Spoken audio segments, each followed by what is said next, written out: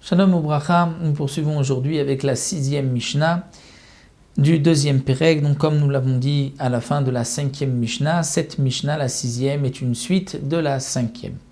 Nous avons vu qu'on doit laisser la PA dans un champ. Lorsqu'on moissonne le champ, on devra laisser une partie pour les pauvres. Nous avons vu que le champ est parfois divisé en deux par une rivière, par un chemin, et on devra laisser 2 PA.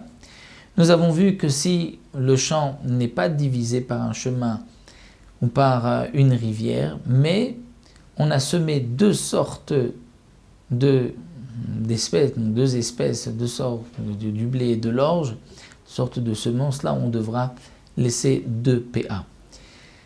La Mishnah nous avait dit que si c'est la même espèce, donc du blé, même si on l'a moissonné en 2 temps, on ne laissera qu'une seule PA. 2 espèces de blé et de l'orge, même si c'est en même temps, on a engrangé dans la même grange, on laissera 2 PA. Et si c'est 2 variétés de la même espèce, 2 variétés de blé, là tout dépendra si on a moissonné en une fois, dans une même grange ou dans 2 granges. La Mishnah continue, Maaseh, c'était donc le cas qui s'était présenté chez Zara Rabbi Shimon Ish Amitzpa Lifnei Rabban Gamliel. Rabbi Shimon Ish Amitzpa avait semé devant Rabban Gamliel, à l'époque de Rabban Gamliel.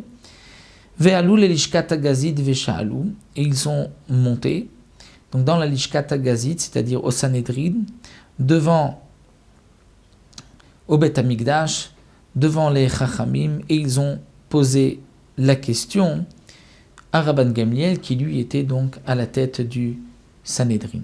Amar Nachum Alavlar. Nachum Alavlar, le scribe, avait dit, c'était exprimé ainsi, avait dit, Mekubal ani mi Rabbi Meyasha.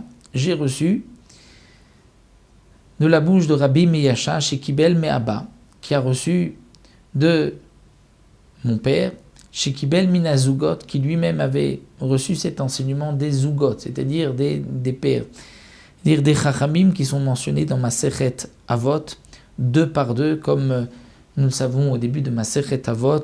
Donc ils avaient reçu Torah l'un de l'autre jusqu'à donc Yoshua, Nim, ensuite il y avait Shmaya ve'Aftalion, Shammai ve'Hillel, Sebnu Hanan, Yotse, Men Wezer, tous ceux qui sont mentionnés 2 par 2. Donc il avait reçu cet enseignement des Zugot, qui eux-mêmes, Kiblu Minanevim, qu'ils avaient reçu cet enseignement des prophètes. Halacha le Moshe Misinaï, c'était une halacha qui avait été donnée à Moshe au mont Sinaï, Bezoret, Tzadou Shne Mine Chitim.